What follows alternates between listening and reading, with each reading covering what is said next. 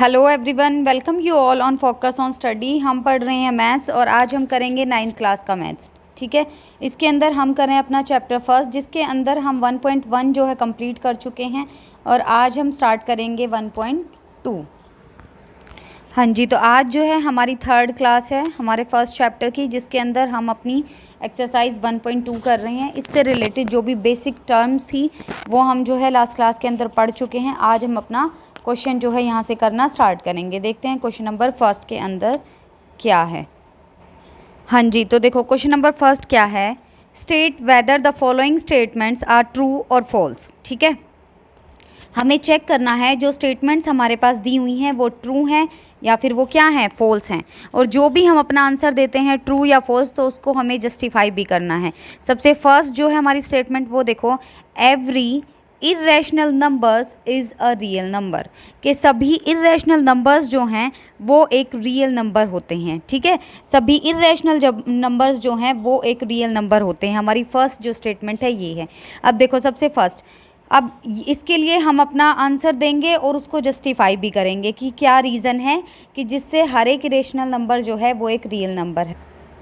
हाँ जी, तो हमारी स्टेटमेंट क्या है, every irrational number is a real number. अब देखो सबसे पहली बात कि ये स्टेटमेंट जो है ये ट्रू है या फॉल्स है वो देखते हैं हम।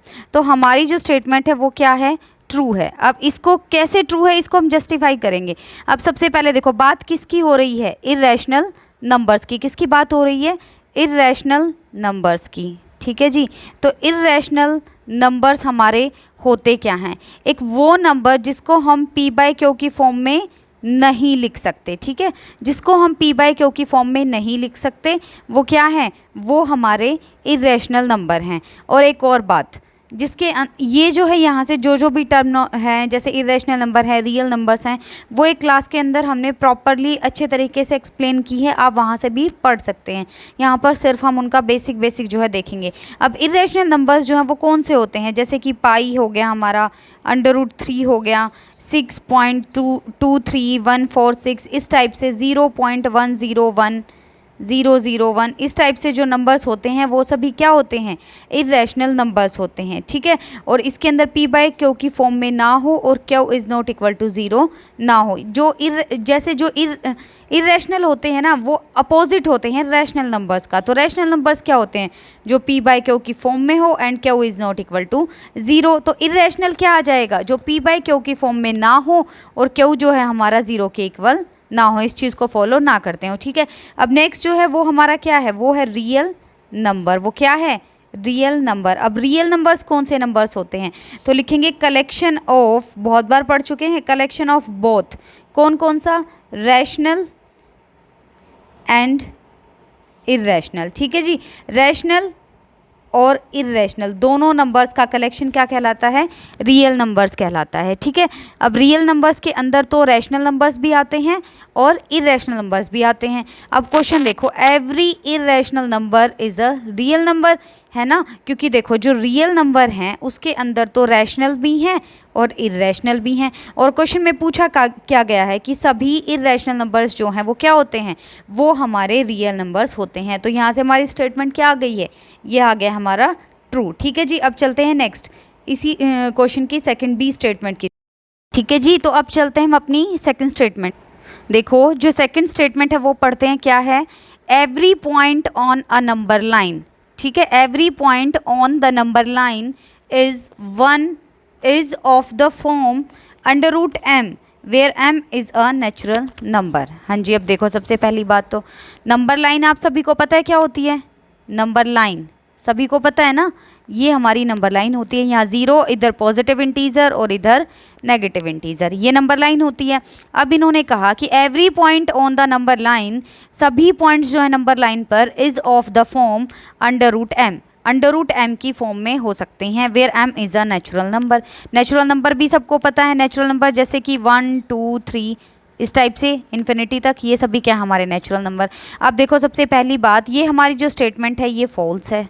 ठीक है जी, ये क्या है, फॉल्स है। अब ये कैसे फॉल्स है, अब उस चीज़ को जो है मैं आपको क्लियर करती हूँ कि ये फॉल्स क्यों है, कि नंबर लाइन पर जो सभी पॉइंट्स हैं अंडर रूट एम की फॉर्म में है और M is a natural number, ये कैसे फॉल्स है। अब देखो जो स्टेटमेंट है वो हमारी फॉल्स है, क्यों है, क्योंकि एज़ पर द रूल, हम हमेशा पढ़ते आए हैं रूल्स के अकॉर्डिंग, जो हमारा नेगेटिव नंबर होता है वो कभी भी अंडर रूट में नहीं दिखा सकते। जैसे कि हम अंडर रूट 9 अगर लेते हैं तो इसका हम क्या निकालेंगे, सॉल्व करके क्या आ गया हमारे पास 3 आ गया, और 3 हमारा क्या है, 3 हमारा जो है वो एक नेचुरल नंबर है। 3 जो है वो क्या है, 3 एक नेचुरल नंबर है, ठीक है। सिमिलरली अगर हम बात करें नेगेटिव नंबर्स की, ठीक है, हमें पता है कि जो नंबर लाइन होती है उसके ऊपर इधर पॉजिटिव नंबर्स हैं और इधर नेगेटिव नंबर्स भी हैं, तो इसका मतलब ये है कि नेगेटिव नंबर्स तो होते हैं, नंबर लाइन पर नेगेटिव नंबर्स तो होते हैं, लेकिन जब कभी भी हम किसी नेगेटिव नंबर का रूट लेते हैं, ठीक है,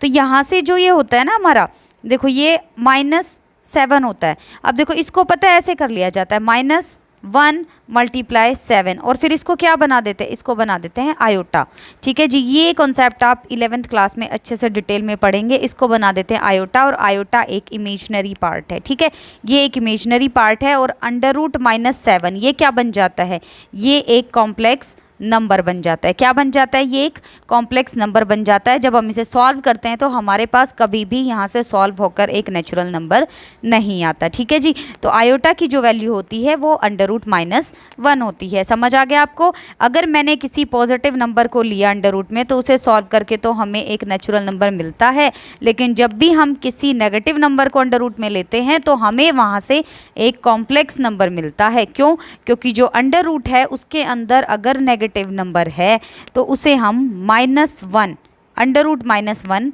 लेकर उसे आयोटा ले लेते हैं, ठीक है जी। यहाँ से हमें पता लग गया कि किसी भी अंडर रूट से सॉल्व करने के बाद नेगेटिव नंबर अगर है तो वो कभी भी हमारे पास नेचुरल नंबर नहीं आता, ठीक है। तो जो स्टेटमेंट हमारी दी हुई है कि every point on the number line is in the form of under root M where M is a natural number, वो क्या बनती है हमारी, वो फॉल्स बनती है। वो क्या बनती है, फॉल्स बनती है। क्यों, क्योंकि ये एक कॉम्प्लेक्स नंबर है, ये एक इमेजिनरी पार्ट को कैरी करता है। तो आप सभी को समझ आ गया कि every point on the number line is of the form under root M where M is a natural number. ये स्टेटमेंट हमारी क्या है, ये स्टेटमेंट हमारी फॉल्स है। अब चलते हैं नेक्स्ट थर्ड स्टेटमेंट की तरफ।